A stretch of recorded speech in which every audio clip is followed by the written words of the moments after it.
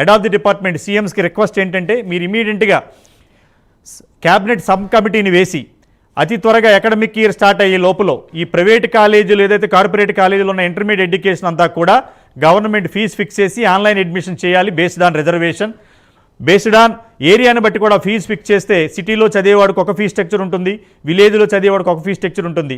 ఇది అయ్యే వరకు ప్రైమ్ 9 మీలాంటి పేరెంట్ సహకారంతో మేము ముందుంటాం, మాకు సహకరించండి. రెండో విషయం ఏమిటంటే చెప్పండి.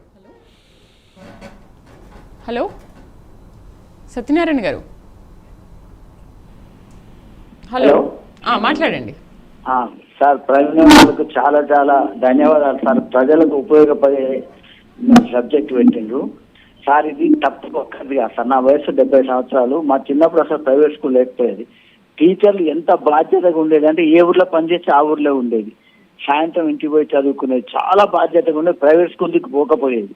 పెరుగుతున్న జనాభాకు అనుగుణంగా స్కూల్ పెట్టారు. గవర్నమెంట్ స్కూల్ పెట్టి వాళ్ళకి జీతాలు ఇవ్వాలి, పెట్టుబడి పెట్టాలి. ప్రైవేట్ ఎట్లా పని వాళ్ళ బాధ్యత రాహిత్యం.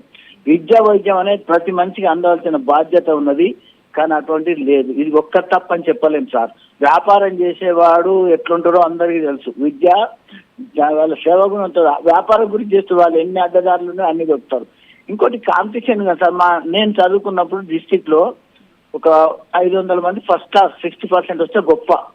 ఇప్పుడు 90% అంటే ఎవడు అడుగుతలేడు. ఏం చేయాలి? మా పిల్లలకి లేకున్నా ప్రైవేట్ స్కూల్ ఎందుకు చదివిస్తాం? ఒక రూల్, గవర్నమెంట్ స్కూల్ టీచర్ల పిల్లలు వాళ్ళ గవర్నమెంట్ స్కూల్లో చదవరు. ఎందుకు చదవరు? వాళ్ళ స్కూల్ మీద నమ్మకం లేదా? ఇవన్నీ ఒక్క వ్యవస్థ మొత్తం నాశనం అయింది సార్. జనాభాకు అనుగుణంగా స్కూల్ ఎందుకు పెట్టదు గవర్నమెంట్? పెడితే ఎందుకు పోతారు? అసలు మీకు కరెక్ట్ విద్య దొరికినప్పుడు ఎందుకు ప్రైవేట్ స్కూల్ పోతారు సార్? మా చిన్నప్పుడు ప్రైవేట్ స్కూల్ అంటే భయపడే పోకు. అసలు లేకుండే ఎక్కడో ఒకటి ఉన్నా పోకపోయేది ఎవరు. కానీ టీచర్లు కూడా సార్ వాళ్ళకి జీతాలు కూడా మంచిగా అయినాయి కదా. అందరూ అంటలేను, చాలా వరకు ఏదో సైడ్ బిజినెస్ అది, కానీ ఒక బాధ్యత చేసినట్టు అనిపించదు సార్.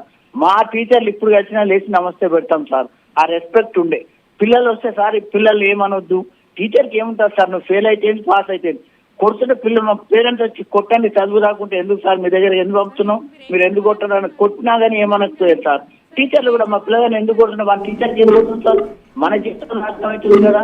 ఈ కాంపిటీషన్ లో ఇంకోటి సార్, హాస్టళ్లలో మంచిగా ఉంటే యావరేజ్ స్టూడెంట్ కూడా మెరిట్ ఉన్నోడు ఎట్లా వస్తాడు, యావరేజ్ ఉన్నోడు కూడా వానికి వేరే ఉండదు. ఇంట్లో ఉన్నాను పోనీ తల్లిదండ్రులు చేసే పని ఒక షాప్ ఉంటుంది, ఇంకేదైనా ఉంటుంది, ఆ పనులు ఉంటారు, చుట్టాలు వస్తారు, వాళ్ళు వస్తారు, డిస్టర్బ్ అవుతారు.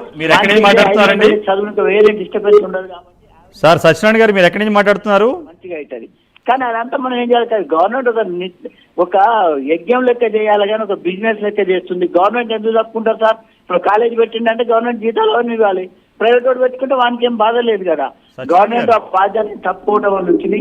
ప్రతి మనిషి తన బాధ్యతను తీసుకునే జీతాన్ని న్యాయం చేస్తున్నారని సత్యనారాయణ గారు చేసుకొని సమాజాన్ని మంచిగా చేస్తే మంచిగా ఉంటుందని నా ఉద్దేశం సార్. సత్యనారాయణ గారు సార్ మీరు ఎక్కడి నుంచి మాట్లాడుతున్నారండి? మన నల్గొండ సార్. నల్గొండ. మీ యొక్క ఎక్స్పీరియన్స్ని షేర్ చేసుకున్నందుకు మీకు ధన్యవాదాలు. మీ బాధ మాకు అర్థమైంది. మీలాంటి పేరెంట్స్ లక్షల్లో ఉన్నారు తెలుగు రాష్ట్రాల్లో. మీరు ఇప్పుడు ఏజ్ ఆఫ్ 70 years మీకు. బట్ మీ చిన్ననాటికి ఇప్పటికీ చాలా తేడా వచ్చింది. ఆ రోజున్న ఎడ్యుకేషన్ సిస్టమ్ వేరు, ఈ రోజున్న కార్పొరేట్ దందా వేరు.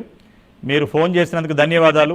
రెండో విషయం ఏంటంటే మీరు చెప్పిన విషయాలన్నీ కూడా ఒక్కొక్కటి స్ట్రీమ్ లైన్ అవుతుందండి. ఫస్ట్ గవర్నమెంట్ చేతుల్లోకి అడ్మిషన్ ప్రక్రియ, ఫీజు ప్రక్రియ గవర్నమెంట్ చేతుల్లోకి వస్తే అవన్నీ ఒక్కొక్కటి స్ట్రీమ్ లైన్ అవుతాయి త్వరలో మీలాంటి వాళ్ళ సహకారంతో. థ్యాంక్ యూ అండి.